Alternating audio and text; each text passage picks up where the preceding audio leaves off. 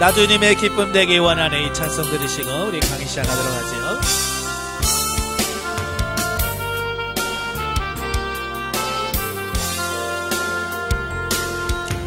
나 주님의 기쁨 되기 원하네. 내 마음을 새롭게 하소서. 새 부대가 되게 하여 주사. 주님의 빛 비추게 하소서. 내가 원하는 한 가지, 주님의 기쁨이 되는 것. 내가 원하는 한 가지, 주님의 기쁨이 되는 것. 겸손히 내 마음 드립니다.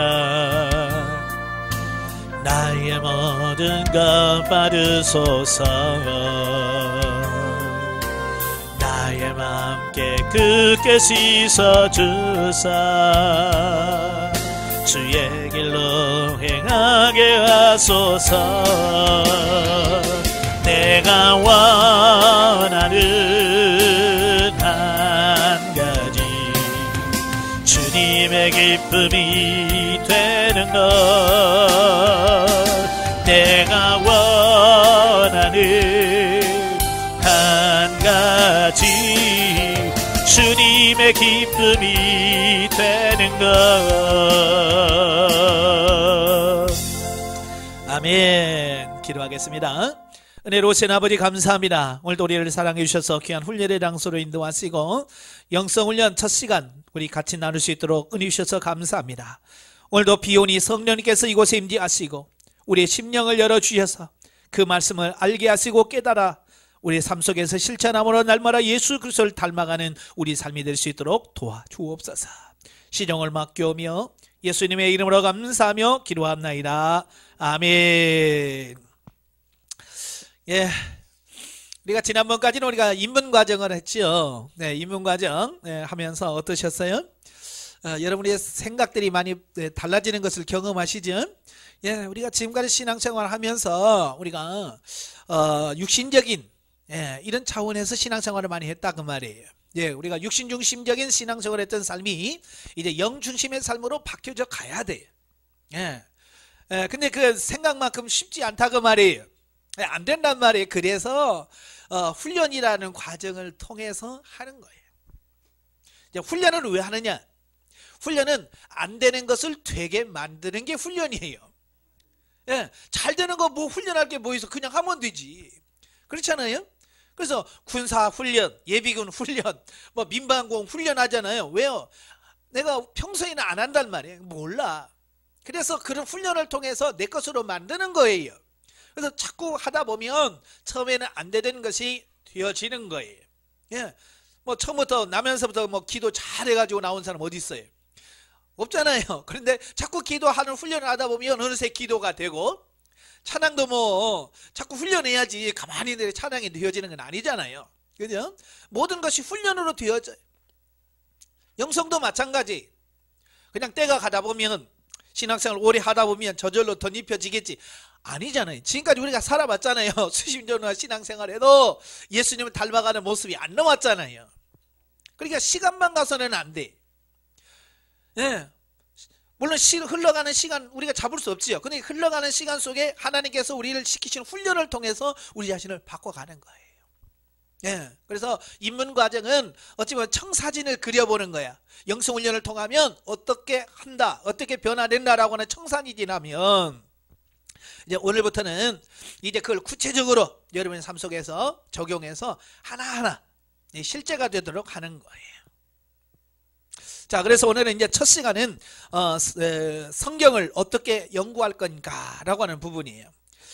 받으신 교재 안에 보면 이 한 장 유인물이 있지? 그 맨 앞장에 있을 거예요. 그 유인물을 보시면 이제 앞으로 이제 저와 여러분이 한 시간은 성경 보고요.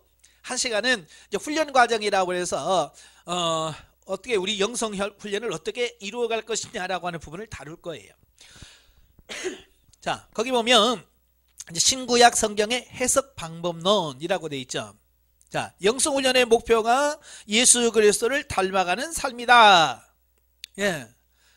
제가 영성 훈련 처음 하면서 인문과정에서 우리가 하는 영성은 무슨 영성이라고 그랬어요? 예, 예수님 영성이라고 그랬잖아요. 예수님 영성. 예수님 영성이 뭐냐면 예수님을 닮아가는 거예요. 뭘 닮아갈 거냐? 첫째, 예수님의 성품을 닮아가는 거예요. 예수님께서 그 온유하고 겸손하고 하는 그 사랑이 많으신 그걸 닮아가는 거예요. 저와 여러분이. 예, 그리고 예수님의 사역을 닮아가는 거예요. 어떻게 예수님이 일하셨지?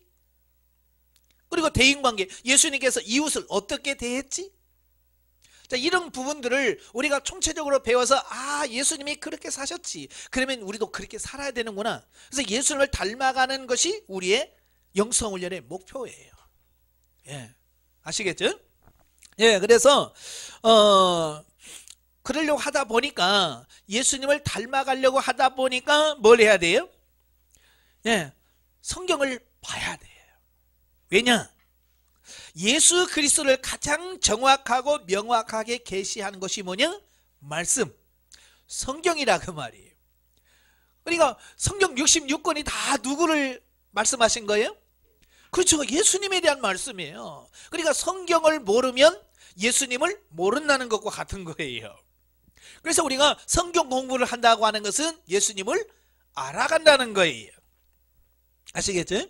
그래서 영성훈련 3년 하는데 그 3년 과정 속에서 끊임없이 성경을 계속 할 거예요. 왜냐?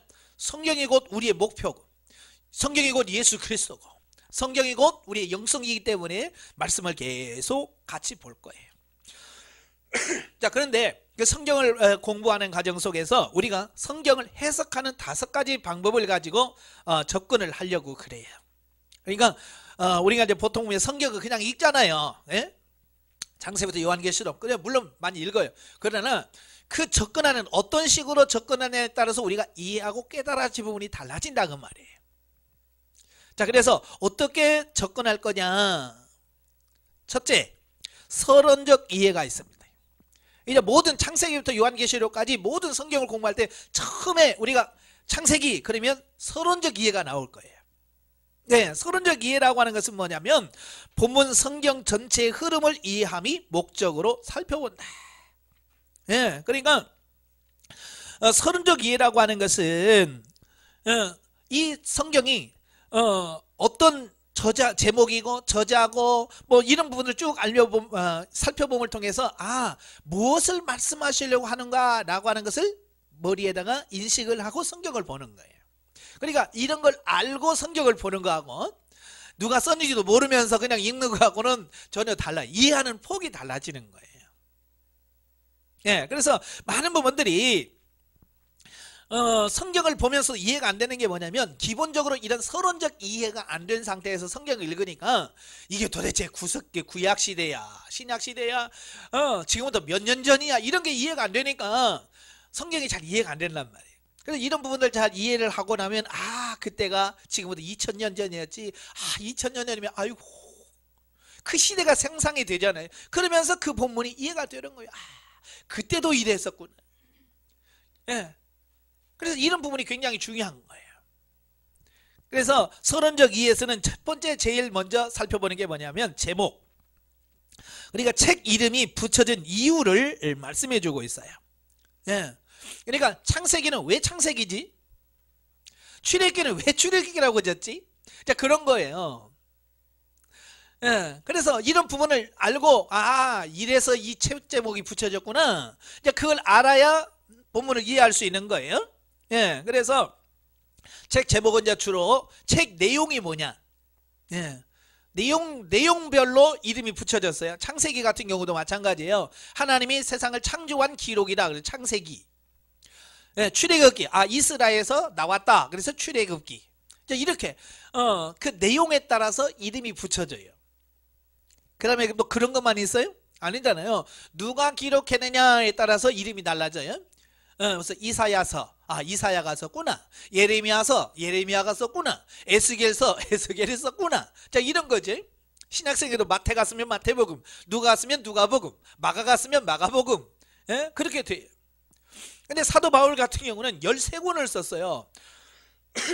그러니까 사도 바울 1서, 2서, 3서 이렇게 해야 되는데 너무 많은 거예요. 예? 그래서 사도 바울이 쓴 서신을 보면 편지를 받은 곳이 어디냐, 받은 동네 이름, 그래서 로마가 받았다 그러면 로마서, 갈라디아 교회가 받았다 그러면 갈라디아서, 에베소가 받았다 그러면 에베소서, 이렇게 되어 있고, 또 누가 받았느냐, 디모데가 받았느냐 그러면 디모데서. 근데 디모데가 먼저 받은 게 있고 나중에 받은 편지가 2개거든요. 그러니까 먼저 받았다고 해서 전서, 나중에 받았다고 해서 후서, 디도가 받았다고 디도서, 뭐 이렇게 이렇게 다 구분이 되는 거예요. 그래서 책 제목을 보면 이랬구나, 이렇게 이름이 붙여졌구나, 이게 첫 번째 이해가 돼야 돼. 그 다음에 두 번째가 뭐냐면 저자, 누가 썼나. 누가 이 책을 기록했지? 물론 성경 전체적인 기록은 저자는 누구냐면 성령님이에요. 그렇지만 성령님이 역사하셔서 그 기록을 쓰게 한 사람이 있다고 말이에요. 성령님께서 막 쓰신 게 아니라 어떤 사람을 통해서 쓰게 하셨단 말이에요. 근데 그 유기적 영감이라고 해서 하나님께서 그 성경을 기록할 때에 그 사람의 가지고 있는, 그 저자가 가지고 있는 지식, 어떤 사상, 이런 것들을 다 이용해서 이 성경을 기록한 거예요. 그래서 성경을 보면 이 사람이 출신이 어디 출신이니? 귀족 출신인가, 왕족 출신인가, 아니면 목자 출신인가, 여기에 따라서요 그 내용이 달라지고요, 문체의 구성이 달라지고요, 세련미가 달라져요. 왜냐하면 그 사람이 가지고 배운 게 많으면 그만큼 풍부한 어휘력을 가지고 써. 그런데 그렇게 많이 배우지 않은 사람들은 투박해요. 그래, 바울 서신 같은 경우는 굉장히 좀 매끄러운 편이에요. 그죠? 그리고 좀 깊고. 근데 베드로 같은 경우는 어때요? 그 성격이 뭐 강하잖아요. 그러니까 그 베드로 전후서를 보면 약간 투박해. 그러면서도 하려고 하는 얘기는 다 해요. 그러니까 그 저자의 성품, 기질, 얼마나 많이 배웠느냐, 출신 성분이 어떤 거냐, 자, 이런 부분에 따라서 그 이해하는 데 많이, 성경을 이해하는 데 도움이 된다 그 말이에요.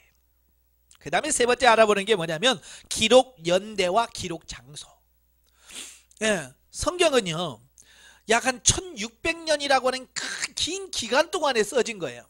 이게 하루아침에 쓴 게 아니에요. 그래, 첫 번째 창세기가 1446년 출애굽을 할 때, 그때부터 쓰기 시작한 책이거든요. 창세기가. 그때부터 시작해서 마지막 책이 요한계시록이에요. 이건 AD 100년경에 쓴 거거든요. 그러니까 약 1600년이란 기간 동안에 창세기에서부터 마지막 요한계시록까지 기록이 되어 있다 그 말이에요. 그러니까 그 시대가 달라요. 이게 구약이라고 해도 다 이게 같은 시대가 아니에요. 모세오경은 약 1450년도에 그때 기록이 됐고요. 말라기 같은 경우는 430년경. 그러니까 같은 구약이라도 창세기와 말라기는 약 1000년의 기간이 차이가 나요. 그렇죠? 그러다 보니까 요즘 보세요. 10년이 멀다고 생활이 바뀌어지잖아요. 아니, 예전에는 10년이면 강산도 바뀐다고 그러잖아요. 지금은 매일 바뀝니다. 강산이. 한번 옛날 시골 한번 가보세요. 옛날 그 모습이 있나요? 옛날은 강산은 안 변한다고 그랬잖아요. 근데 가보면요 산이 없어졌어요. 가면 산이 다 허물고 거기다 집을 짓고 도로를 뚫고 그래가지고 옛날에 이런 게 있었나 할 만큼 너무 급속도로 바뀌어. 이렇게 바뀐단 말이에요. 이렇게 시간이 가면 바뀌는 거예요. 그러니까 그 바뀌어지는 걸 보면서 그 시대가 어느 시대였나. 그러니까 오늘 이 시대의 시각을 가지고 그 시대를 보면 안 돼요. 이해가 안 되는 거예요. 그러니까 가끔 성경을 보다가 아유 왜 이런 말씀이 있어? 막 이런 거 있잖아요. 그러니까 요즘 현대 신학자들이 오해하는 게 뭐냐면 사도 바울을 연구하면서 사도 바울은 여성에 대해서 굉장히 무시하고 여성의 인권을 참 무시했다 뭐 이렇게 얘기를 해요. 왜 그러냐 그러니까 여자들은 교회에서 잠잠해라 그랬다고. 여자를 완전히 무시했다 그랬잖아요. 왜냐하면 지금 시각으로 성경을 보니까 그래요. 그때 당시 사도 바울이 그 편지를 쓸 때만 해도요, 한번 생각해보세요. 우리 조선시대에 어땠어요? 뭐 거기까지 갈 필요 없어요. 그래서 100년 200년 전만 해도 우리나라에도요, 남촌 여비 사상에, 가부장적인 부분에, 여자들은 어떻게 했어요? 외출하려면 어떻게 해야 돼요? 다 여기 쓰고 이렇게 하고 다녔잖아요. 그런 시대예요. 우리는 100년 200년 전만 해도 그랬다니까요. 근데 사도 바울이 그 편지를 쓸 때는 지금부터 2000년 전이에요. 그때는요, 진짜 여성의 인권이 진짜 없어요. 그때의 교회에서 여성이 일하게 하고 여성이 교회에서 봉사할 수 있었다고 하는 것은 정말 획기적인 거예요. 그런데 지금 시각으로 보면 안 맞지요. 그러니까 그때 그 시각을 봐야, 아이고 그때 정말 사도 바울은 선구자였다, 여성 해방운동의 선구자였다, 이렇게 이해를 되는데, 지금 시각으로 보니까 아이고 사도 바울도 말이지 여성의 편견을 가지고 있고 그렇다고 하니까, 왜냐하면 이 시대가, 그 시대가 언제인지를 잘 모르는 거예요. 기록 연대가 뭐며 시대적 배경이 뭔지를 잘 모르기 때문에 그래요. 아마 여러분 학교 다니면서 그 시조라든지 시를 공부하잖아요, 국어 시간에. 그때 그 시를 보려면 항상 뭘 보냐, 저자가 누구냐 보고, 그 다음에 뭐냐면 어떤 상황에서 이 시를 썼는가, 어떤 상황이네. 그러니까 일제시대 같은 경우는 시인들이 그 시를 쓰면서 그 시 속에 뭐가 들어있다냐면 그 나라를 잃은 슬픔을 그 속에다가 다 씹어넣었어요. 그죠? 그냥 표현이 안 되지만 그 속에 다 들어있어요. 그러니까 그런 걸 보면서, 그래, 일제시대 때 나라 입은 슬픔이 얼마나 컸든지 이렇게 표현했구나, 이걸 봐야 되는데, 그걸 전혀 모르면 아이고 참나 왜 이렇게 썼을까, 그렇게 되어지는 거야. 그래서 시대를 알고 배경을 아는 게 중요하다. 그 다음에 기록 동기와 배경, 어떤 상황에서 어떤 목적을 가지고 이걸 썼지? 라고 하는 거예요. 그러니까 독립선언서 같은 경우는 나라 민족을 독립하고 싶어하는 그 간절한 마음이 그 안에 들어있잖아요. 그죠? 마찬가지예요. 이 성경 보면 그 시대에 하나님의 뜻을 어떻게든지 전하고 싶어하는 그 부분이 다 들어있다고 말이에요. 그걸 아는 것이 중요하다. 바울이 거의 비슷한 시기에 바울 서신 13권을 쓰지만 그 13권을 살펴보면 다 달라요. 로마는 로마대로, 고린도는 고린도 전서대로. 왜? 그 교회의 상황이 다르고 배운 정도가 다르고 문화가 다 다르기 때문에. 그래서 그런 걸 이해하는 게 중요해요. 그래서 기록 동기와 배경, 그 다음에 네 번째가 본문 성경의 특징. 성경마다 특징이 다 있어요. 그래서 그 특징을 보고, 아, 이런 특징을 가지고 이 성경을 썼구나, 그걸 알면 성경을 이해하는 데 큰 도움이 돼요. 그래서 이제 앞으로 서론적 이해는 이 5가지, 저자, 제목, 저자, 그 다음에 기록 연대와 기록 장소, 그 다음에 기록 동기와 배경, 그 다음에 특징을 살펴보는 것이 서론적 이해다 라고 이렇게 보면 되겠고요. 그 다음에 살펴보는 게 뭐냐면 신학적 이해입니다. 신학적 이해. 이 평신도 같은 경우는 이 신학에 대해서 굉장히 잘못 오해하는 경우도 많거든요. 그래서 이 신학이라고 하는 것은 말 그대로 하나님에 대한 학문이에요. 하나님을 알아가는 거예요. 그래서 이 신학이 어떠냐에 따라서 그 성경을, 같은 성경을 보고 이해하는데도 각도가 틀려요. 진보주의 신학이냐 자유주의 신학이냐, 이 신학이라고 하는 것이 뭘 바라보냐에 따라서 같은 성경을 보고도 달라요. 그래서 이 신학이 굉장히 중요한 거예요. 신학이. 어떤 분은 그러더라고요. 뭐 신학이 뭐가 중요합니까? 예수님도 신학 안 했는데 뭐 이러더라고요. 그렇죠. 예수님은 하나님이시니까 신학을 할 필요가 있어요, 없어요? 없지요. 예수님이 하나님이신데 뭐 신학할 필요 뭐 있어. 근데 우리는 예수님이 아니잖아요. 그렇죠? 우리는 하나님이 아니야. 그러니까 우리는 배워야 돼. 그래서 신학을 정확하게 해야 돼요. 그래서 어떤 신학을 했느냐에 따라서 삶이 달라진다니까요. 이단이 왜 나오냐? 이 신학이 잘못되면 이단이 나오는 거예요. 종말론이 잘못되든지, 교회론이 잘못되든지, 신론이 잘못되든지, 뭐 삼일체론이 잘못되든지, 이 신학이 바르게 신학이라고 하는 게 뭐냐면 이 성경을 우리가 보다 쉽게 이해하도록 체계적으로 정리한 것이 신학이에요. 그래서 이 체계적으로 이게 잘 정리된 걸 가지고 성경을 봐야 되는데, 이게 삐딱하면 성경을 다르게 볼 수밖에 없어요. 그래서 이 신학이라고 하는 게 중요한 거예요. 그래서 신학적 이해로 이 성경을 살펴보는 것이 중요해요. 그래서 맨 처음 살펴보는 게 뭐냐면 기독론이에요. 그 성경에 나타난 그리스도. 여러분 창세기 보면 예수님 뭐 그리스도 그 얘기 나와요, 안 나와요? 하나도 안 나와. 모세오경 속에 예수님 이야기는 하나도 안 나와. 그런데 창세기 보면 예수님의 삶이 나와요, 안 나와요? 다 예수님에 관한 내용이에요. 그러니까 창세기 속에 예수 그리스도의 모습이 뭐지? 성경 66권이 다 예수님에 대해서 말씀하시거든요. 그러니까 그 성경에서 말하는 예수 그리스도가 뭐냐, 이것을 살펴보는 것. 이게 성경에서 성경의 그리스도, 다른 말로 기독론이라고 말해요.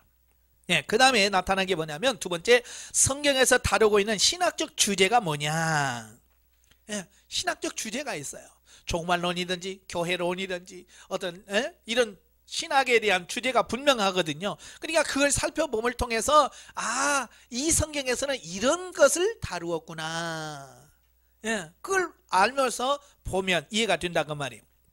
왜냐하면 이런 신학적 오류가에서 나온 것이 뭐냐면 이단이에요. 신학을 잘못 이해하면 이단이 나오는 거예요. 그러니까 신천지가 우리가 쓰는 성경 안 쓰는 게 아니라 똑같은 성경을 써요. 그런 똑같은 성경을 쓰면서 왜 그렇게 나오냐, 엉뚱한 얘기 나오냐면 바로 이것을 잘못 적용하면 그렇게 되는 거예요. 아시겠죠? 그러니까 이단이라는 게 딴 데 안 나와. 이 신학에서 나오는 거예요. 신학을 오해하면 그렇게 돼요. 저와 여러분도 마찬가지예요. 신학을 오해하면, 신학에서 빗나가면 뭐가 된다? 이단이 된다. 이걸 우리가 아셔야 돼요. 그래서 신학이 바로 중요한 거예요. 자, 세 번째가 뭐냐, 본 성경이 현대의 성도에게 어떤 영향을 주고 있는지, 또 현대 성도들이 본받아야 할 교훈들이 뭔지라고 하는 부분이에요. 그러니까 아까도 말한 것처럼 성경은 지금부터 약 3,500년 전부터 기록된 부분이에요. 그러니까 어찌 보면 문자적으로 우리에게 바로 적용하기에는 어려운 부분들이 참 많아요. 그러니까 바리새인들이 오해하고 예수님한테 책망받은 이유가 뭐냐면 이걸 문자적으로 적용하려고 하다 보니까 크게 문제가 생기는 거예요. 그래서 예수님한테 이 외식하는 바리새인들이요, 자 그러잖아요. 그게 문자적으로 지키지 말라는 말이 아니라 문자, 왜 하나님께서 그렇게 말씀하셨는지 의도, 목적, 그걸 아는 것이 중요한 거예요. 그래서 바로 이 부분을 정확하게 이해하는 것이 중요합니다. 그러니까 예를 들어서 이런 거예요. 제가 어느 분이 그래요. 집사님이 저한테, 목사님 성경에 보니까 안식일 지키라고 하는데 왜 우리는 안식일 안 지켜요? 저한테 그런 질문을 해요. 구약 성경에는 주일 지키라고 나와요, 안 나와요? 아니, 안식일 지키라고 그러지 주일 안 나온다고요. 그러니까 몰라, 글쎄 그냥 나도 나오면서 보니까 주일 지키더라고. 그래서 나도 주일 지켜. 말이 됩니까? 안 되잖아요. 왜 구약의 안식일이 왜 신약의 주일로 바뀌었는지 그 의미를 정확하게 이해를 해줘야 그렇구나, 이게 해서 정확하게 그들에게 정확하게 말씀할 수 있잖아요. 그러니까 구약의 안식일은 창조의 기념이래요. 하나님께서 이 천지 만물을 창조하시고 6일째 쉬시면서 뭐라고 그래요? 내가 쉬었으니 너도 쉬어라. 그러면서 내가 창조한 이것을 기념해라, 기억해라. 그래서 창조 기념일이, 여러분 학교 다닐 때면 개교 기념일, 그래서 쉬잖아요. 하루 놀지. 그러니까 그 학교가 시작하는 생일날 쉬어. 마찬가지로 하나님도 이 천지 만물을 창조하시고 이날 기념일 쉬어. 그래서 안식일을 주셨어요. 그래서 구약의 안식일을 지킨다고 하는 것은 하나님이 천지 만물을 창조하셨습니다, 이걸 고백하는 거예요. 그런데 이 개념이 계시발전사적으로 시간이 가면 이제 예수님 시대에 바뀌어집니다. 예수님께서 주일날 뭐 하셨어요? 부활하셨잖아요. 부활하신 날이에요. 부활은 곧 우리를 구원하시는 날이에요.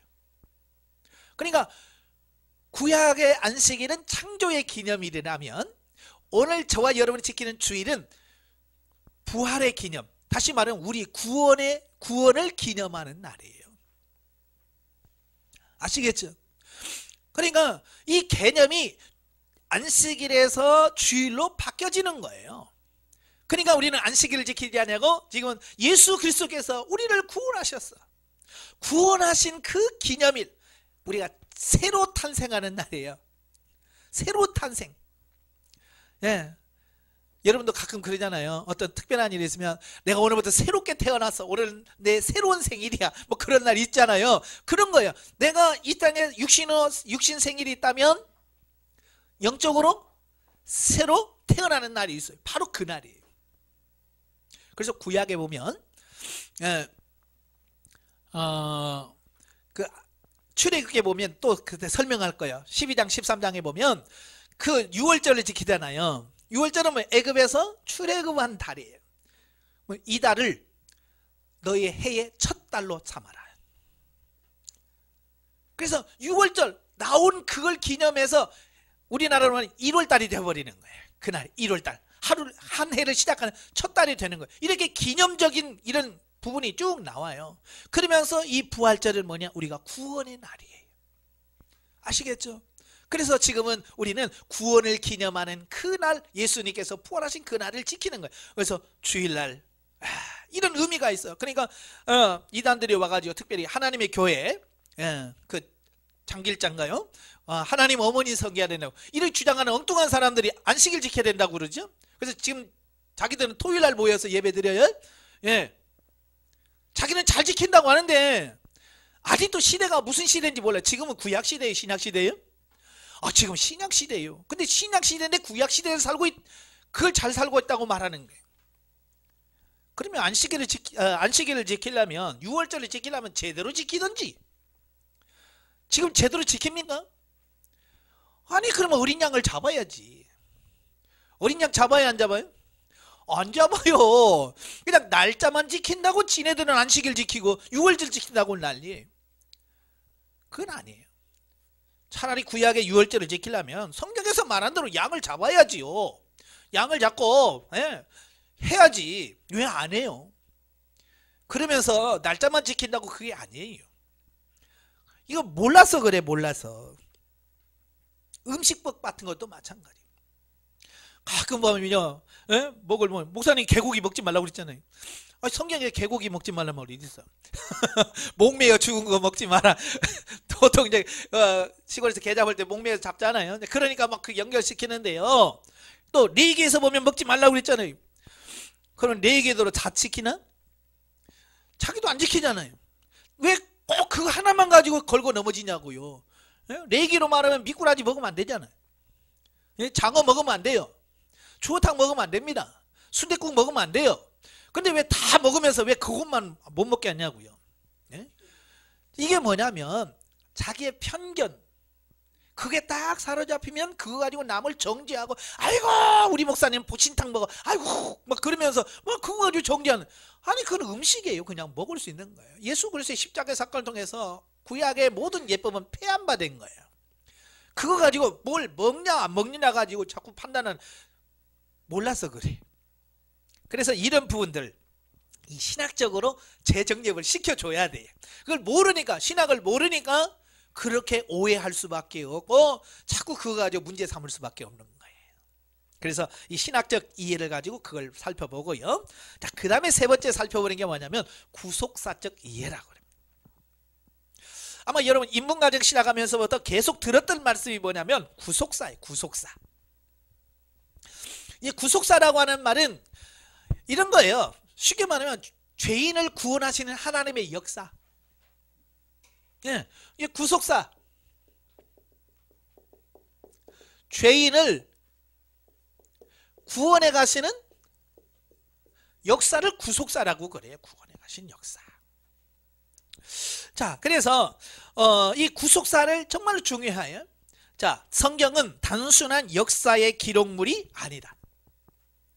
오늘날 우리의 구원을 위한 예언과 계시의 말씀이므로 구속사적 견지에서 성경을 볼 수 있어야 한다. 이 구속사를 이해하지 못하면 성경을 단순한 역사의 기록으로만 이해할 뿐 나와는 어떤 관계도 없게 된다. 예. 가끔 보면 그러잖아요. 성경 공부할 때 아니 우리 한국 사람인데 왜 이스라엘 역사를 공부해요? 그러신 분이 계셔요. 제가 전도사 때 서울에서 전도를 하는데 어느 나이 많으신 분이 나한테 갑자기 예수 믿으시죠? 그러니까 이놈 새끼 너 일로 와! 그러더라고요. 왜요? 그랬더니 너 어느 나라 놈이야? 한국 사람이죠. 그러면 한국 놈이 한국 역사를 배우니 왜 저 서양 놈의 역사를 공부하냐 이놈아! 그러는 거예요. 성경이 저 서양 역사라고 생각한 거예요. 단순히 역사로만 생각하는 거예요. 그러니까 저한테 막 그래서 그런 적이 있어요. 예, 역사는 역사지만 이 성경 역사는 일반 역사가 아니에요. 하나님이 우리를 구원해 가시는 역사를 말해요. 예, 다시 말하면 하나님은 뭐 하셨다고 그랬어요? 계획. 하나님께서는 우리 인간을 계획을 해요. 그러니까 창세 때 이미 이 세상을 창조하기도 전에 삼위 하나님께서 모이셔가지고 천지를 어떻게 창조할까부터 시작해서 쭉 해서 그러면 인간이 죄질 텐데 그러면 어떡하지? 하나님께서 삼위 하나님께서 회의를 다 하시는 거예요. 예. 그러면서 왜 하나님 이미 인간을 창조해서 범죄할 거 뻔히 아시잖아요. 그때 이미 그때 예수님이 내려가셔서 저들의 죄를 지시고 십자가에 죽으시죠. 예. 성자 예수님께서 성취 십자가를 지시고 이 땅에 오셔서 모든 죄를 해결하시고 우리를 구원하시기로 작정을 하셨어요. 이미 계획 속에. 그리고 예수님께서 십자가를 다 지시면서 다 이루었다 그러고 죽잖아요. 그리고 나면 그 다음에 성령 하나님이 내려가셔서 이제 각 사람에게 적용 완성하시지요. 자, 이렇게 다 계획을 하신 거예요. 이게 창세 전부터. 구속사는 이 세 가지예요. 계획, 성취, 적용, 완성. 성부, 성자, 성령님의 사역이에요. 이게. 그래서 이 계획대로 천지만물을 창조하셨어요. 그래서 역사의 시작은 어디서부터 시작한다고요? 이 역사의 시작은 어디서부터 시작하냐면 항상 그래. 창조. 창조부터 시작해요. 창조. 하나님께서 빛이 쓰라부터 이제 역사가 시작되고 시간이 시작되어지는 거예요. 그 전에는 시간이 없었어요. 예. 그 창조부터 시간이 쭉 지금 이어지는 거예요. 지금까지 쭉 이어져서 계속 하는 거예요. 나중에는 무한대. 영원 천국은 언제 끝날지 몰라. 그래서 영원. 이게 이제 하나님의 역사. 그래서 하나님께서 빛이 있어라 그래서 세상을 창조했죠. 그 다음에 중간중간에 뭐요? 노아도 있었고 그다음에 아브람도 있었고 다윗도 있었고요. 바벨론 포로 시대도 있었고요. 귀환도 있었고요. 그러다가 획기적인 하나님의 성취 시대가 와요. 예수님의 초림. 예수님이 이 땅에 육신을 오셔. 바로 이제 예수님의 구원의 시작이죠. 그래서 예수님께서 죽으시기까지 승천까지 이 시기를 이걸 구약이라고 그래. 그 다음에 예수님이 오신 이걸 신약. 그래서 구약시대 신약시대. 그 다음에 지금은 무슨 시대예요? 성령시대 또는 교회시대. 또 말세. 자, 이런 표현을 쓰는 거예요. 그래서 지금 이게 끊어지지도 않고 계속 이어지는 거예요. 계속 이어지는 거예요. 이 구속사를 이해하면 지금 구약은 어디냐면 여기 이 역사예요. 구약은 그러잖아요. 창조부터 창세기 1장 하나님이 태초에 천지를 창조하시니라 부터 시작을 해서 말라기까지 구약이에요. 네, 예수님이 태어나기 전까지가 구약이거든요. 네. 그런데 중요한 것은 이게 나와 관계가 있어요, 없어요? 천지창조와 나와 관계가 있을까요, 없을까요? 보통 그러잖아요. 아니 난 그때 세상에 없었어. 나와 무슨 상관이야, 이렇게 생각을 있다 그 말이에요. 근데 정말 관계가 없을까? 오늘 많은 사람들이요, 이 관계 없다고 생각해요, 태양을. 근데 하나님께서는 이미 이 계획 안에 내가 들어있다니까요. 에베소 1장 3절에 보면 창세전에 하나님이 너희를 택정하사. 저도요 성경 읽다가 정말 다른 건 다 이해가 되는데 그게 이해가 안 되는 거예요. 왜? 나는 지금 시대가에서 요만큼 1964년에 제가 태어났거든요. 아니 나도 없는 이 장구한 시대에 하나님이 어떻게 나를 택했다고 할까? 이게 이해가 안 됐어요, 이게. 예. 그래서 거기는 그냥 넘어가. 택정, 에이 몰라. 넘어가. 그런데 어느 날 이게 구속사가 이해가 되니까요, 이 구속사를 이해가 되니까 이 창조 계획 속에 이미 내가 들어있었고, 하나님께서 태양을 만드실 때 이미 그 태양을 내가 볼 거라고 이미 아셨고 그 전에 만들어 놓으신 거예요. 그러니까 그 태양이 누구를 위해서 만든 거예요? 결국 나를 위해서 만든 거예요. 지구를 누구를 위해서 만들었어? 나를 만들었더라고. 그 다음에 노아 시대, 노아 홍수 하잖아요. 홍수 심판하잖아요. 내가 그때 살기를 했어, 뭐 죄를 짓기를 했어, 나를 아니에요. 그런데 이 노아의 홍수도 역시 나를 구원하시려고 하나님의 놀라운 계획과 역사 속에 있더라고 말이에요. 아브라함의 선택도 역시 마찬가지. 그러니까 성경 모든 말씀이 누구한테 적용되느냐? 나에게 적용되는 거예요. 이게 구속사를 이해하게 되면 모든 게 나에게 주어진 말씀이에요. 근데 우리는 좋은 것만 꼭 나한테 적용시켜요. 그죠? 성경에 여러 인물들 나오죠. 다윗은 그래 나 같은 사람이야, 착하지. 요셉 그래 나지. 그래요. 그런데 가인, 나는 아니지, 내가 어느 사람 죽였는 난 아니야, 저 김집 살걸. 이런단 말이에요. 에? 근데 아니란 말이에요. 또 바로 또 사울왕, 뭐 이런 사람들 있잖아요. 이건 내가 아니야 라고 생각한다 그 말이에요. 근데 아니란 말이에요. 좋은 사람도 역시 나의 모습이지만 안 좋은 사람들 전부 내 모습이란 말이에요. 자, 나는 사람 죽인 적 없어요. 그런데 예수님께서 뭐라고 그랬어요? 형제를 미워하면 이미 살인한 자다. 여러분 지금 살인 몇 명 했어요? 아마 제가 지금 나면서 지금까지 살면서 살인한 사람은 우리나라 사람보다 더 많아. 5천만 명? 넘어. 어쨌든 지구를 싹 쓸어버리고 싶었거든. 제가 살고 싶을 때 이놈의 인간들 다 죽여버리 이렇게 생각했던 사람은 미워했으면 이 지구 지금 70억이들 이미 몇 번 죽였어 나는. 그러니까 가인이 나요. 내 안에 미워하고 질투하는 그게 나예요. 아시겠죠? 근데 가인 보면서 이런 나쁜 놈 새끼 어떻게 동생을 죽이냐, 그게 아니야. 그게 누구요? 나요. 내 안에 형제를 미워하고 아직도 있는 내 모습을 보는 거예요. 자, 바로 저도 이제 출애굽을 읽다가 제가 이런 생각을 해서 이런 바보 같은 진작 그냥 한 번에 그냥 나가라 그랬으면 지 아들도 안 죽고 좋았잖아요. 근데 꼭 재앙까지 마지막 지 아들까지 죽을 때까지 해다가 나가 그래서 쫓아내잖아요. 저런 미련한 놈. 그러고 있는데 주님께서 뭐라고 그래? 그게 너야. 네가 네 안에 바로가 있다. 그러지. 제가 깜짝 놀랐어요. 저 성경 읽으면서 나는 바로라고 지금까지 생각해 본 적은 누구만도 없었거든요. 그게 뭐냐? 하나님의 말씀을 거역하고 하나님의 말씀을 듣기를 싫어하는 우리 속성이 바로다 라고 말씀하시는 거예요. 여러분 하나님 말씀 들으면 100% 순종하시나요? 그 안에 뭐요? 순종하고 싫은 마음이 있어요, 없어요? 그게 바로예요. 그게 바로. 예를 들어서 그러죠. 목사님이 우리 한 달 동안 특별 새벽기도 합시다. 이 시대에 무슨 새벽기도야, 죽겠는데. 요게 뭐냐? 그게 바로야. 그게 바로. 아시겠죠? 선교합시다. 지금 우리도 죽겠는데 무슨 선교야.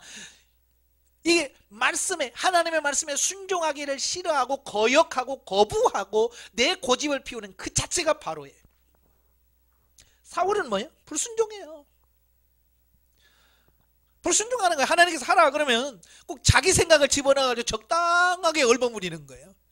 예. 그러니까 기도해라 그러면 하나님 몇 시간 기도할까요? 그래서 정말 주님께서 너 5시간씩 해라. 네 알겠습니다. 그럼 5시간 하려고 몸을 치는 건데, 우리는 뭐냐면 하나님 묻지도 않고 아이고 바쁜데 뭐 내가 한 10분 하면 되지 뭐 이러면서 그냥 적당하니 그냥, 왜? 기도는 해요. 하나님이 하라고 했으니까 하긴 하지만 하나님의 기준이 아니라 내 기준으로. 그런 게 많을까요? 적을까요? 많아요. 그러니까 우리 안에 사울 기질이 많아.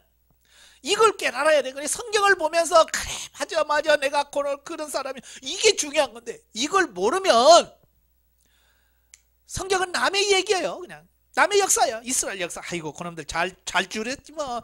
그러기 뭐 예수님 죽였으니 잘 망했어. 아이고 그 이스라엘이 누군데? 아 유대인들이 누구예요? 예수님 죽인 유대인이 누구요? 아이 나잖아 나. 여러분 살면서 예수님 십자가 몇 번 박았어요? 유대인을 한 번 박았지 우리는 수없이 박았어. 그래놓고도 우리는 양심에 가책도 없어. 그래서 그 이해를 못해서 독일 사람들이 유태인을 죽일 때 이런 예수님을 죽인 놈들, 이런 놈들은 씨를 죽여야 돼. 그래서 시작된 거예요. 그게 자기라고 몰라. 자기라고 생각하지를 눈꽃망도 안 했어요.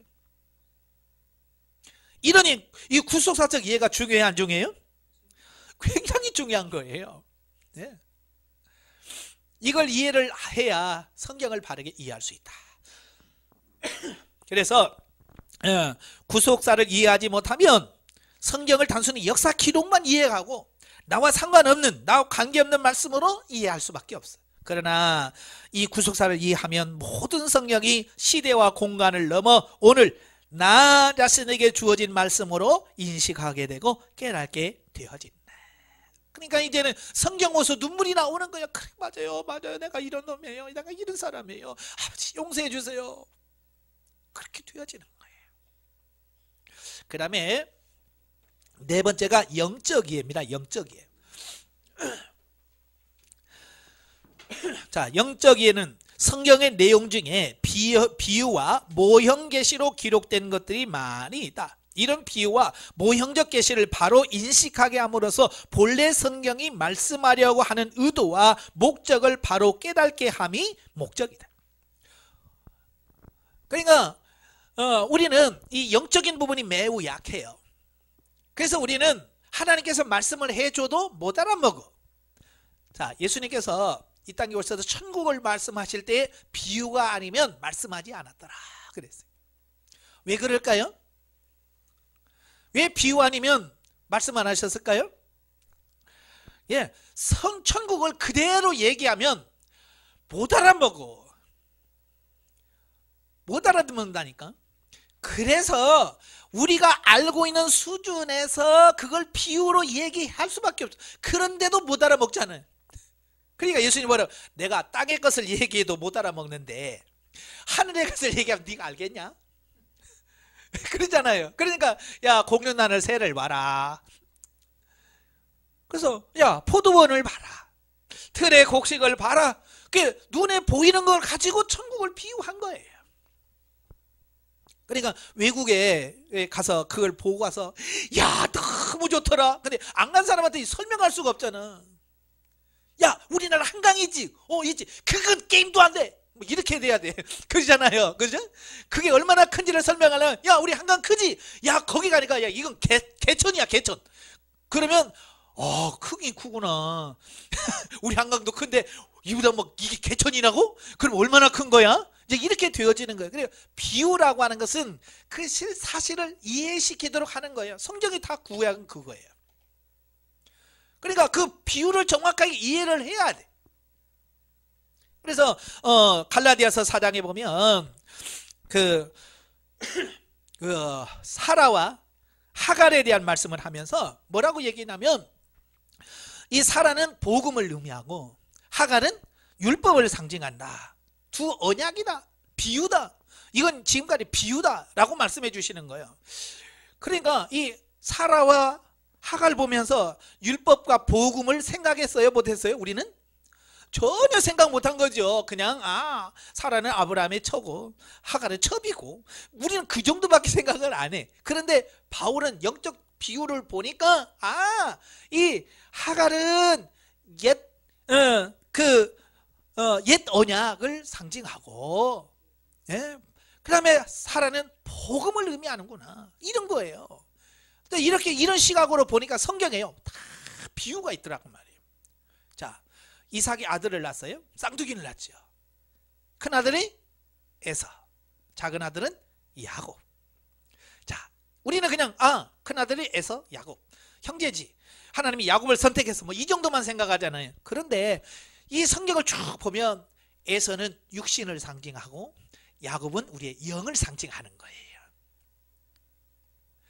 또 바울과 다윗과 사울 왕, 같은 시대 이스라엘 왕의 똑같은 왕인데도 불구하고 사울은 우리의 육신을 비유하고 다윗은 우리의 영을 상징하고, 자, 이런 거예요. 이런 비유가 쭉 있어요. 그러니까 이런 부분을 알아야 이게 영적인 삶, 육신적인 삶, 왜 하나님께서는 가인을 에서를 미워하고 왜 야곱을 사랑했나? 육신적인 삶을 사는 에서는 하나님께서 선택하지 않았구나. 그러니까 오늘날도 마찬가지로 육신적인 삶을 살면 에서처럼 육이 버린다. 사울을 왜 하나님께서 버려요? 육신 중심의 삶을 사니까 버릴 수밖에 없는 거예요. 다윗은 왜 선택합니까? 영 중심이에요. 그러니까 하나님이 그를 사랑할 수밖에 없는 거예요. 오늘 이 시대도 마찬가지예요. 똑같이 교회 다녀도요, 육신적인 사람이 있어요. 육신 중심적인 신앙생활하는 사람 많잖아요.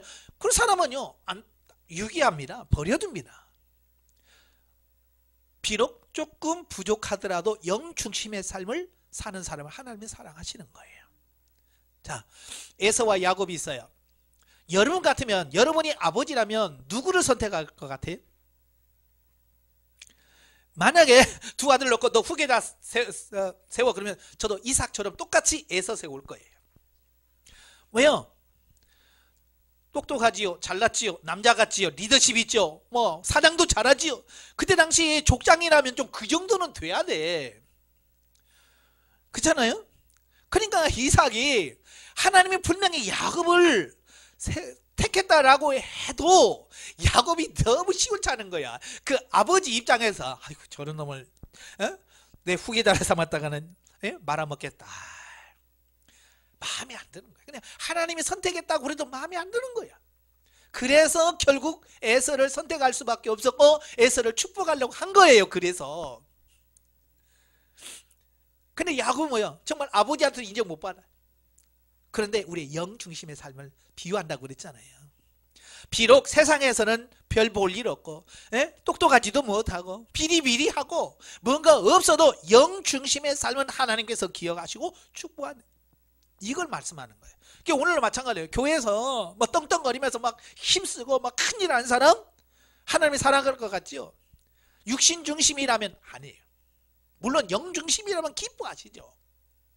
그러나 정말로 비리비리하고 11조도 제일 겨우 하고 이런 분이라 할지라도 그 중심에, 영 중심에 가 있으면 야곱을 사랑하시고 축복하신 그 하나님이 그를 사랑하신다. 그러니까 외적인 것이 중요한 게 아니에요. 영 중심이냐 육신 중심이냐. 그러니까 구약 성경에서부터 이게 쫙 설명하고 있어요. 그러니까 지금까지 우리가 그런 눈이 있어요, 없어요? 없었어요.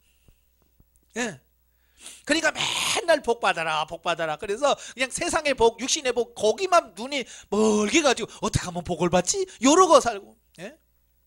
그러니까 뭔가를 잘 모르는 거예요. 왜? 영적 비유를, 영적인 부분을 이해를 잘 못해서 그렇다, 그 말이에요. 그 다음에 다섯 번째가 본문이에요. 근데 본문에는 장별로, 단락별로 이렇게 쭉 살펴보는 건데요. 일반적으로 교회에서는 강해 설교라고 그래서 쭉 읽어가면서 설교하죠. 자, 그런 식으로 하는데, 저희들이 말씀하려고 하는 게 뭐냐면, 성경에서 본래 하나님이 말씀하려고 하는 게 뭐지? 이걸 찾는 거예요. 본래 하나님이 목적하는 바가 뭐냐? 이게 제일 중요한 거거든요. 하나님의 의도를 찾아내는 거예요. 왜 이 말씀을 주셨지? 그래서 빠른 시간에 하더라도 하나님이 원하는 삶이 뭐냐, 이걸 찾아가는 거예요. 이게 본문 이해에서 우리가 살펴볼 수 있다, 그 말이에요. 자, 이 3년 동안 이제 창세기에서부터 요한계시록까지 쭉 이렇게 살펴볼 거예요. 이 5가지 방법을 통해서. 그러니까 성경을 보는 눈이 달라질 거예요. 그리고 어지간한 신학교에서 배우는 것보다 훨씬 더 깊이 배울 수 있을 거예요. 저는 신학교 다니면서 성경 배우려고 들어갔는데요, 한 학기를 했는데요, 사도행전을 했는데 1장하고 끝냈어요. 한 학기를 했는데 1장하고 끝냈어요. 나머지 2장부터 마지막 28장은 내가 해야 돼.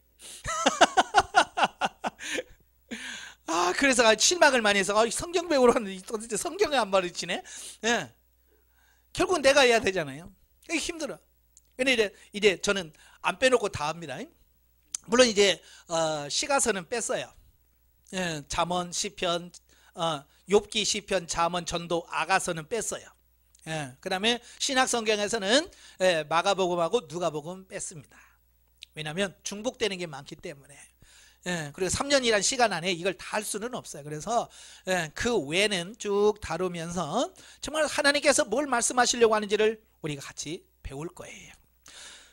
그러니까 3년 동안만 이거 잘 배우시면 성경에 대해서 좀 통하는, 성경에 대해서 꿰뚫어, 이런 뭐라고 할까요? 통찰력이라고 할까요? 볼 수 있는 눈이 열려질 거예요. 기도하시면서 참석하시면 좋겠고요. 자, 그 다음에 참고로 6번째는 이제 계시발전사적 성경 연구입니다. 이건 굉장히 중요한데요, 이건 수료하신 분들만 하는 거예요.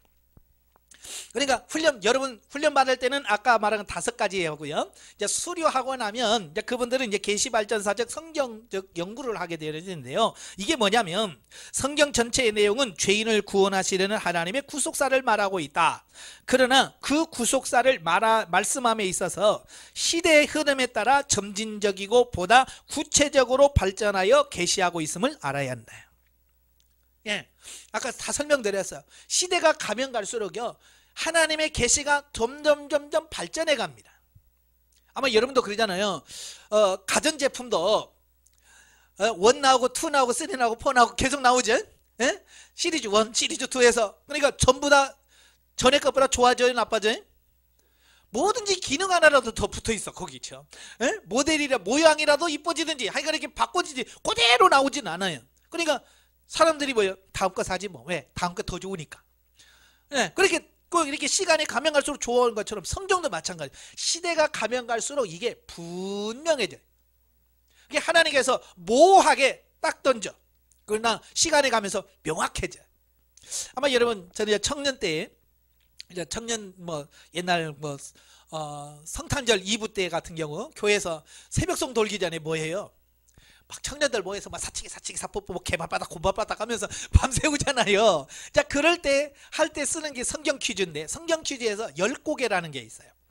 자, 10고개라고 하는 게 뭐냐면 10가지 그 답을 말하기 위해서 10가지를 계속해서 말해주는 거예요. 자, 예를 들어서 이런 거예요. 아브라함, 답이 아브라함이에요. 그럼 처음부터 아브라함 그러면 안 되잖아요. 그래서 아브라함을 설명하는데 사람입니다. 그러지? 사람. 동물은 아니구나. 그럼 사람으로 좁혀져요. 그 다음에 남자입니다. 그러면 여자 남자 중에서 남자로 이렇게 이제 좁혀지죠. 그러다가 유대인입니다. 그러면 이제 다 빼고 이제 유대인. 요리 훨씬 좁혀졌죠. 예. 네, 구약 사람입니다. 그러면 신약 사람 다 빼고 구약. 뭐 이렇게 점점 좁혀지잖아요. 그러다가 예? 이삭의 아버지입니다. 그러면 아브라함 이렇게 나오잖아요. 예? 이렇게 점점 명확해져. 시대가 가면 갈수록. 그걸 아셔야 돼요. 근데 대부분이 그걸 놓친다고 말이에요. 자, 예를 들어서 이런 거예요. 아까 말한 창조. 창조는 뭐예요? 하나님이 이 세상을 창조하신 거죠. 예? 예, 그래서 시작을 했어요. 근데 우리는 이것만 생각해요. 창조. 그래서 하나님이 저 태양을 만들어서 고맙습니다. 또 비를 주시면 주여 비 주셔서 감사합니다. 우린 이것만 생각한다고 말이에요. 그래서 성경에는 창조만 있는 게 아니라 재창조가 있어요. 재창조. 재창조는 누가 말씀하시느냐? 예수님이 하시는 사역이에요. 다시 말하면 하나님이 인간을 창조하셨죠. 근데 인간이 뭐 했어요? 죄를 지었잖아요. 타락했잖아요. 창조해서 떨어졌어요. 그래서 떨어진 죄인은 뭐요? 결국 사망, 지옥, 이 갈 수밖에 없어요.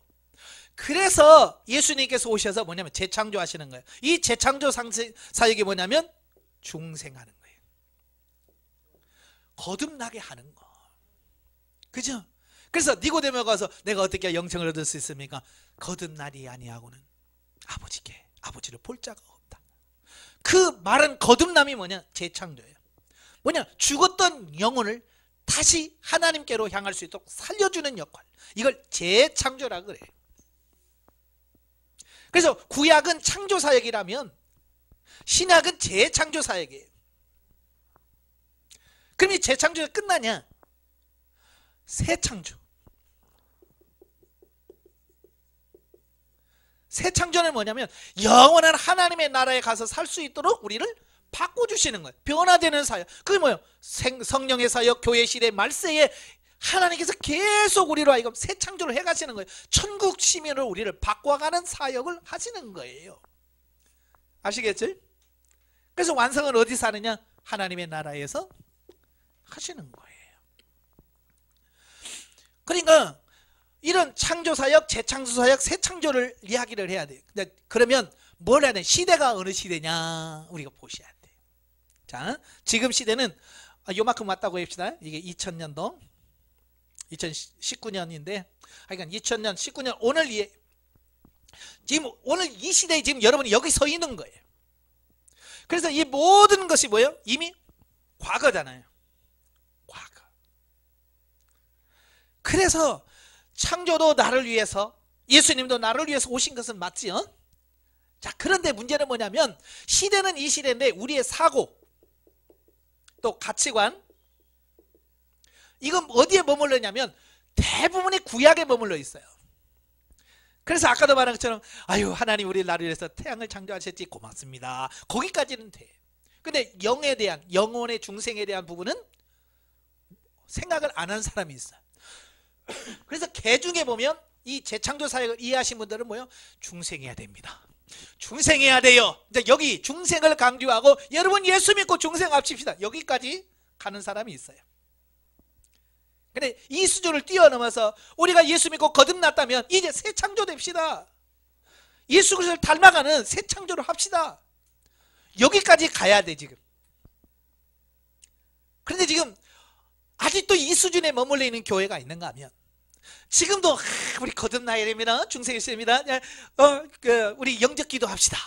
예, 아이고 영접했죠. 당신은 이제 하나님 백성이고요. 죽으면 천국 갑니다. 예, 신앙생활 잘하십시오. 그래서 여기서 끝나버리는 사람이 많아.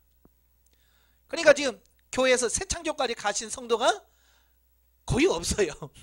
여기에 문제라고 하면 왜 변화가 없냐? 이게 시대 흐름에 따라서 우리가 지금 새 창조 사역으로 가야 되는데 지금 구약에 머물러 그냥 과거에 머물러 있단 말이에요. 과거에 머물러 있어. 뭐 여러분이 가장 잘 적용되는 게 뭐냐면 복 받아라. 좋아요? 나빠요? 좋지요. 하나님이 우리 천지 만물을 창조하시고 사람에게 제일 먼저 주신 게 뭐예요?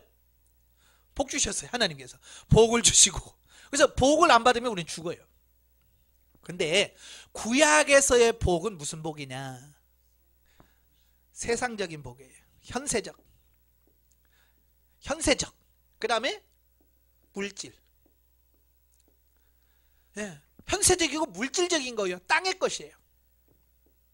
그래서 하나님께서 아브라함에게 복을 주셨다. 어떻게? 거부가 되게 하셨다. 그래서 구약에서는 반드시 복을 주면요 부자가 돼요. 돈을 많이 벌어. 막 자식을 펑펑펑 낳고요. 예, 그래요. 그게 구약적 복이에요. 자, 복의 개념이 그렇습니다. 자, 그러면 신약 시대, 예수님 시대로 넘어가면 예수님도 과연 이 복을 복이라고 하실까? 자, 여러분 이제 기대하면서 마태복음 5장을 딱 읽죠? 팔복이 나오죠? 아, 나도 복 받아야지. 그래서 팔복을 딱 읽는 순간 에게 이게 무슨 복이야, 그러죠? 왜냐? 내 가치관은 어디에 있어요? 요게 있어요. 요거. 요게. 근데 예수님은 이 복이 아니라 영적 복을 얘기하고 있거든요. 심령이 가난한 자는 복이 있나니, 애통하는 자는 복이 있나니. 예. 그러니까 이 복을 연상했던 사람은 이 복을 보면 전혀 복이 아닌 거예요. 그 복을 얘기하는, 영적인 복을 말해요.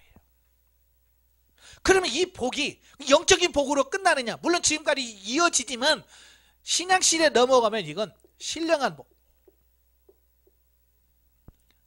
그 다음에 하늘에 속한 복.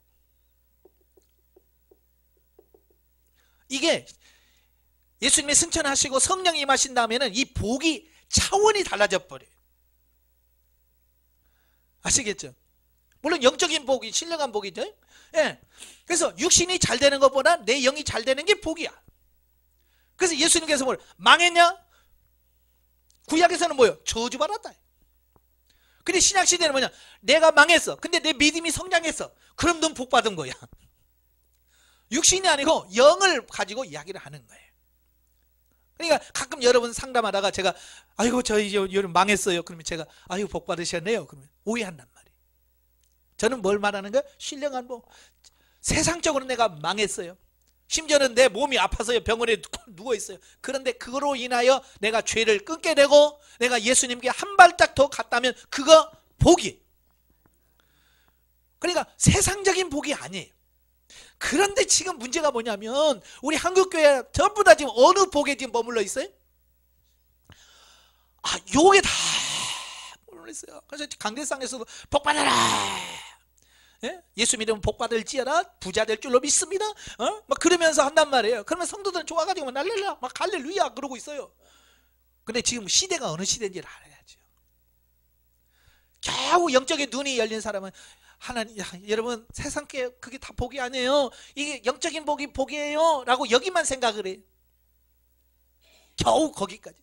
근데 뭐냐면 신령한 복, 하늘에 속한 복. 하늘에 속한 복은 뭐예요? 이 땅에서 복을 못 받아도 하나님 나라에서 받을 신령한 복을 얘기하는 거예요. 그러니까 사도 바울은 뭐예요? 에? 나는 표대를 향해 달려간다. 왜? 부름의 상을. 에? 지금 내가 이 세상에 받을 상이 아니야. 내가 하나님의 나라에 가서 주님이 나를 줄 상, 그 상을 바라본다. 하늘에 속한 복이에요. 이 땅에서 필요 없어요. 하나님 이 땅에서 가난해도 괜찮아요. 하나님 이 땅에서 몸 아파도 괜찮아요. 내가 하나님의 나라 가서 그 신령한 하늘에 속한 복을 받기를 원합니다. 그러니까 어때요? 지금 가난해도 감사하고 가요. 예, 이걸 아는 사람은요 지금 가난해도요 할렐루야 하고 가. 근데 이걸 모르니까 맨날 하나님 나는 언제나 아파트 몇 평 주실까요? 언제나 나는 월세면 할까요? 이러고 있어요. 아직도 이 복에 머물러 있기 때문에 그렇게 그 수준에 밖에 안 돼요. 자, 여러분 어느 수준에 지금 멈추고 있어요?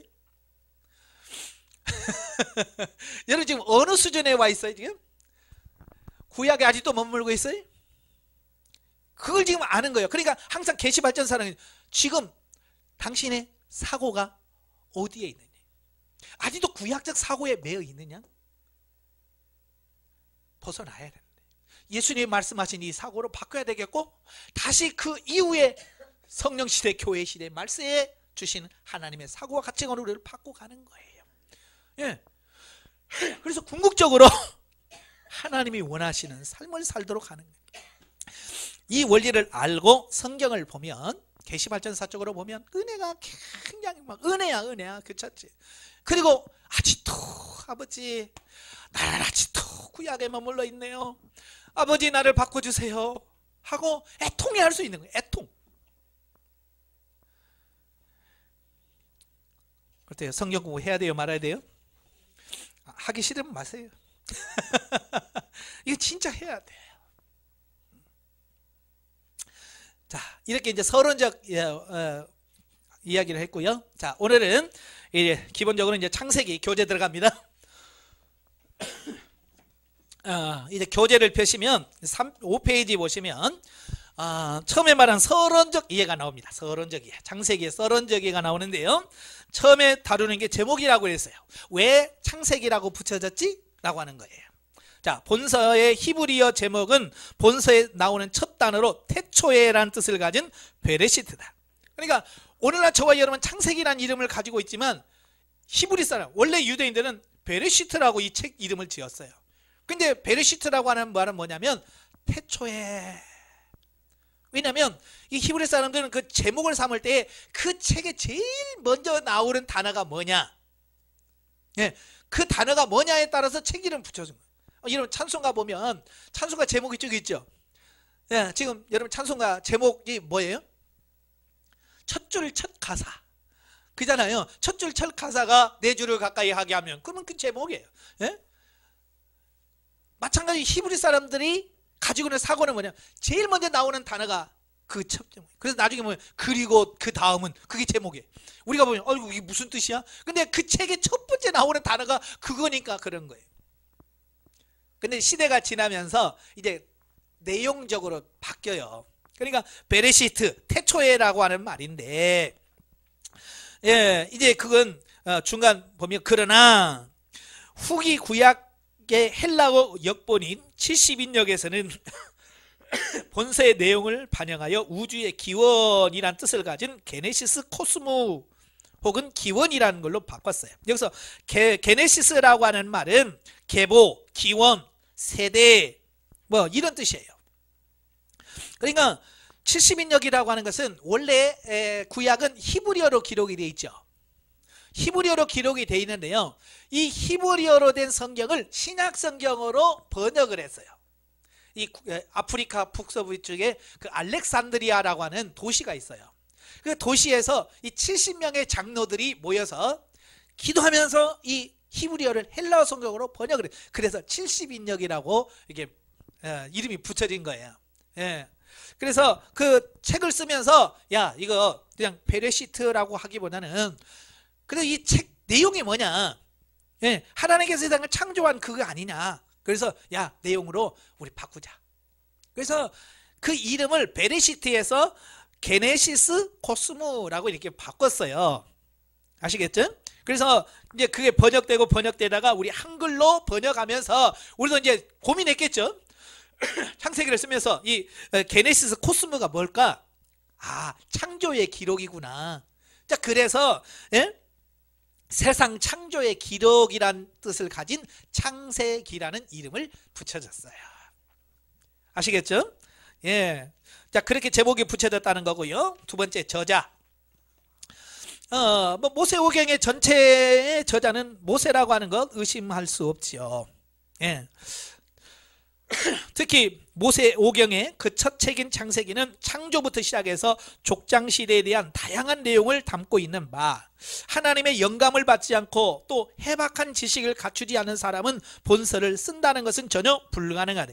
근데 이걸 쓸만한 지식을 갖춘 사람이 없다 그 말이에요. 그래서 하나님께서는 왜 모세를 낳자마자 애굽의 왕자로 들어가게 하셨는가? 모세를 키우는 거예요. 이스라엘 백성들을 구원할 목적도 있지만 그 애굽에서의 최고의 학문을 다 배우는 거예요. 예, 그 학문을 다 배워야 이 창세기에서 하나님께서 말씀하신 그걸 깨달아서 쓸 수 있는 수준이 된단 말이에요. 아시겠죠? 그런 깊은 뜻을 가지고 하나님께서 낳자마자 궁궐로 보내요. 그래서 40년 동안 궁궐에서 교육시키면서 모든 걸 준비를 다 시켜. 그리고 나서 하나님께서 그를 불러서 이 그렇게 좋은 창세기라든지 출애굽기, 민수기, 신명기를 기록하게 하시는 거예요. 그러니까 하나님께서는 정말 이런 걸 보면 정말 대단하신 분이에요. 우리는 한치 앞을 내다 못 보는데 하나님께서는 몇백 년 아니 몇천 년 아니 이 지구 끝날까지를 바라보면서 모든 걸 계획하시고 이끄시는 하나님이다. 저도 마찬가지예요. 하나님이 저를 부르지 않았다면 제가 어떻게 하겠고, 하나님께서 벌써 20몇 년 전에 저를 부르지 않았다면 제가 어떻게 영성훈련을 받고 여러분이 이런 강의를 할 수 있겠어요? 하나님께서 때가 되니까 저를 먼저 여러분보다 훈련시키셨고 저를 변화시킨 다음에 오늘 여러분들에게 이런 강의를 할 수 있게 하신 거예요. 이게 누가 하신 거냐? 하나님이 하신 거고, 또 하나님께서 여러분이 이 시간에 여러분 이 자리에 불러주신 것은 뭐냐? 여러분만 뭐 변화돼서 천국 가서 상 받으라 그런 말이 아니라 여러분을 통해서 여러분의 가정과 여러분의 교회가 변화돼서 새로워지자는 이런 하나님의 깊으신 뜻이 있는 거예요. 그러니까 여러분 늘 기도하면서 하나님 왜 저를 부르셨습니까? 하나님께서 왜 저를 영성훈련 받게 하셨습니까? 그 목적을 이루게 해주세요. 그렇게 기도하면서 훈련을 받으셔야 돼요. 우리는 뭐 아이고 문제가 꼬여 갈수록 더 괴로워 요런 것만 생각하면 아니 또 이 수준에 머물러 있다 그 말이에요. 우리 수준을 높입시다. 아시겠죠? 예. 그래서 하나님께서는 이 천지 만물이 어떻게 창조되었는지 또 어떻게 이스라엘 백성들을 이끌어냈는지 자, 이런 부분들을 쭉 설명해 주고 있어요. 그래서 이 창세기 기록이 없다면 세상이 어디서부터 왔고 어디로 가며 어떻게 진행되는 이 모든 것을 몰라. 예, 어느 스님이 예수 믿고 목사님이 됐어요. 그래서 그분이 어떻게 예수 믿었나 봤더니 참 그분이 간증할 때 그러더라고요. 그 등에다가 하나 메고 다니잖아요. 예? 옛날에는 뭐 한다고 그러죠 그게? 시주 받는다고 돌아다니잖아요. 근데 저는 몰랐는데 그분이 그러더라고요. 중들은 이거 한번 매면 중간에 이걸 푸르는 게 아니라고 하더라고요. 가방을. 그래서 끝까지 메고 있대요. 예. 어느 집에 갔더니 시주한다고 이렇게 쭉 열고 성경책을 하나 딱 넣어놨대요. 그러니까 이걸 중간에 이걸 해서 이걸 내야 되는데 이걸 내지를 못하니까 절간까지 갖고 갔대. 어쩔 수 없이. 그래서 절간에 가서 열어서 딱 이걸 이 책을 왜 줬나. 그래서 딱 있는데 창세기 1장 1절 태초에 하나님이 천지를 창조하셨느니라 그 책이 그 글자가 딱 들은 순간에 지금까지 고민했던 게 다 열렸다는 거예요. 왜 자기가 중됐냐면 내가 누구지? 내가 어디로 와서 어디로 가는가? 이걸 고민하면서 그걸 알려고 절간에 들어가서 그렇게 했는데 그게 아직 안 풀리는 거예요. 내가 도대체 어디서 왔지? 근데 성경을 딱 보는 순간 하나님이 창조하셨네? 내가 하나님께 왔구나. 그게 딱 열리니까 모든 게 다 열려버리는 거예요. 그래서 그분이 중 때리치고 목사 됐잖아요. 네. 그러니까 창세기 읽으면 내가 어디서 왔고 어디서 가는지 이게 다 열려버리는 거예요. 고민하지 않지. 근데 이 하나님을 모르는 친구들은 지금도 그러잖아요. 야, 내가 어디서 왔어? 내가 어디로 가지? 이걸 몰라 아직. 네. 그래서 예수 믿는 사람이 지혜로운 거예요. 왜? 모르는 걸 우리는 알고 있거든요. 자, 그 다음에 기록연대 본서의 집필 시기는 모세가 하나님으로부터 민족의 해방자로서 사명을 부여받고 이스라엘 민족을 이끌고 출애굽한 시점인 BC 1446년 이후, 그러니까 출애굽을 한 이후부터 그가 죽년 1406년 그 사이에 40년 어간에 기록했을 것이다 라고 우리 추정할 수 있어요. 자, 그러면 이제 네 번째 기록 동기와 배경. 왜 썼을까? 왜 이 성경을 기록했지? 라고 하는 거예요. 그러니까 모세의 오경은 모두 한 저자 모세에 의하여 같은 시기에, 즉 이스라엘 출애굽한 후 광야에서 방랑하고 있을 때 기록했던 것이다. 따라서 그 전반적인 지필 동기와 배경은 서로 유사하다. 그러나 각 권마다 조금씩 달라요. 창세기의 목적이 다르고 출애굽기의 목적이 다르고요. 조금씩 다릅니다. 자, 두 번째 챕터에 보면 창세기 지필 동기는 다음과 같이 정리할 수 있다. 창세기 지필 당시 이스라엘 민족은 이제 막 출애굽을 끝내고 광야에서 나그네 생활을 하고 있었다는 말이에요.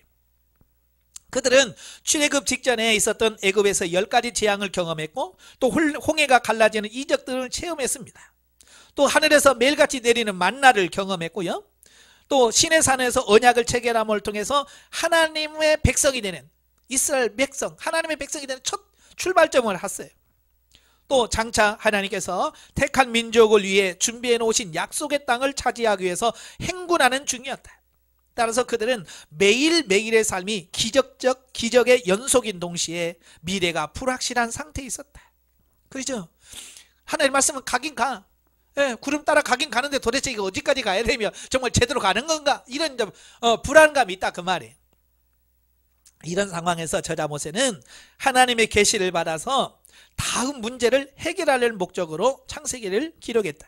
그게 뭐냐? 먼저 이스라엘을 선민으로 삼아주신 하나님은 어떤 분인가? 하나님께서 그 신에서 언약 맺잖아. 나는 너희 하나님이 되고 너희 내 백성이 된다. 근데 그럼 하나님이 어떤 분이지? 이거에 대해서 알아야 될 거 아니에요. 그래서 창세기 하나님은 어떤 분이신가? 두 번째로 이스라엘은 어떤 경로로 선택된 민족이 되었는가? 그래서 아브라함을 선택하시고 이삭, 야곱을 통해서 애굽에 내려가고 이 모든 과정을 선택. 하나님께서 그렇게 우리를 선택하셨구나. 그 다음에 또 어떤 경로로 가나안은 이스라엘에게 약속된 땅이 되었는가? 왜 우리가 가나안에 가야 하지? 이제 이런 거예요. 하나님께서 약속했던 그 땅이다. 아브라함이 약속된 그 땅. 그래서 우리가 가야 되는구나. 이런 확실한 어떤 이런 부분들을 명확하게 심어주려고 하는 어떤 그런 목적에서 이 창세기를 기록했다라고 하는 거예요. 본서의 1차 수신자인 광야에 있던 이스라엘 백성들에게 이와 같은 문제를 밝히기 위해서 쓰여진 본서는 그에 대한 해답을 주는 과정에서 결국 본서의 궁극적인 수신자인 오고 오는 만세대 성도에게 구속사의 기원과 그 근본 원리에 대한 생생한 계시를 주게 된다. 그러니까 그때 당시만 아니라 지금 이 시대, 지금 3500년이 지난 이 시대에 읽고 있는 우리들에게도 우리가 하나님이 우리를 창조하셨구나, 우리를 이렇게 훈련시키시고 우리의 목적지 가나안 하나님의 나라구나, 이걸 우리들 하여금 명확하게 가르쳐주기 위해서 이 성경을 기록했다 그 말이에요. 자, 그래서 먼저 이스라엘이 선민이 된 것은 그저 이스라엘 민족만을 위한 지엽적인 단순한 사건이 아니라 천지 창조부터 우주 종말에까지 이르는데 구속사적 사건의 일환임이 증명된다. 또한 천지 창조는 물론 이스라엘을 중심한 구속사의 출발과 그 전개 과정을 설명하는 과정에서 본서의 궁극적인 독자인 만세대 성도들은 자연스럽게 우주의 기원, 또 나아가 인간의 구원과 관련된 모든 교리의 기원, 그리고 구약 이스라엘을 경유하여 결국 세계 만민의 구원에 이르는 구속사 전개의 원점에 대한 계시를 얻게 된다. 그러니까 이 창세기를 모르면 이 구속사를 이해를 못하는 거예요. 누가 창조했지 모르면 우리가 하나님께 나아갈 길이 없죠. 누군지 모르는데.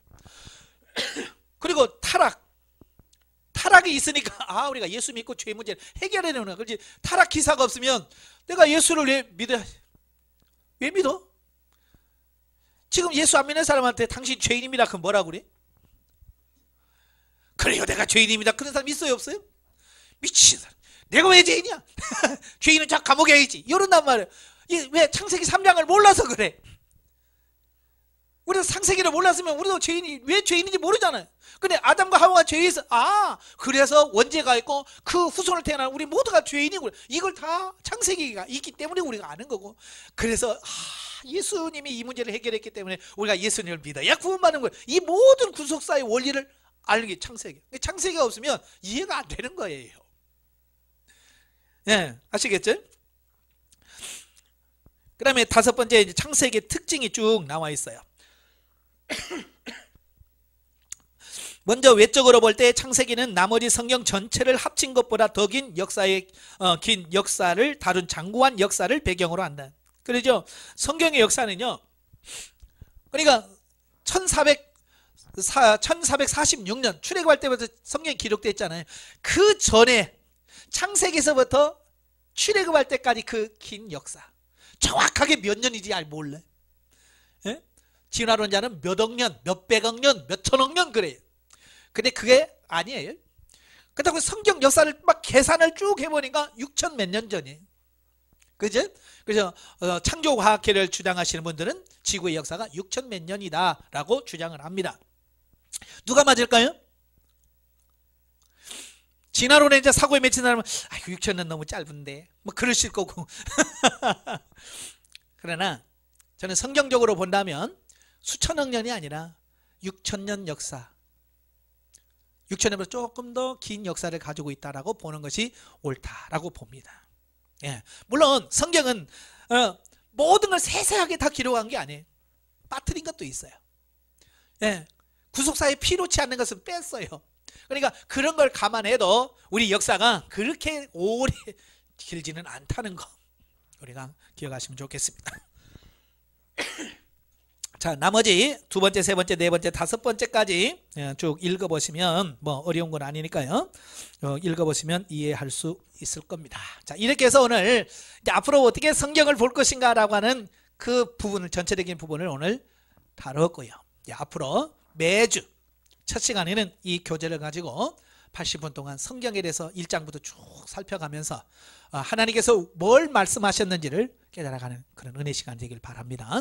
기도하겠습니다. 은혜로우신 아버지, 성경은 우리를 구원하시는 하나님의 구속사를 기록해 놓으셨습니다. 그래서 성경을 모르면 우리는 아무것도 모릅니다. 이 성경 말씀을 알 수 있도록 우리의 지혜와 명철과 총명을 허락해 주옵소서. 그래서 이 성경을 보고 읽을 때마다 날마다 깨달아져서 그렇게 사라져지는 우리가 될 수 있도록 도와주시옵소서. 예수님의 이름으로 감사하며 기도합나이다. 아멘. 하나님 경드립니다.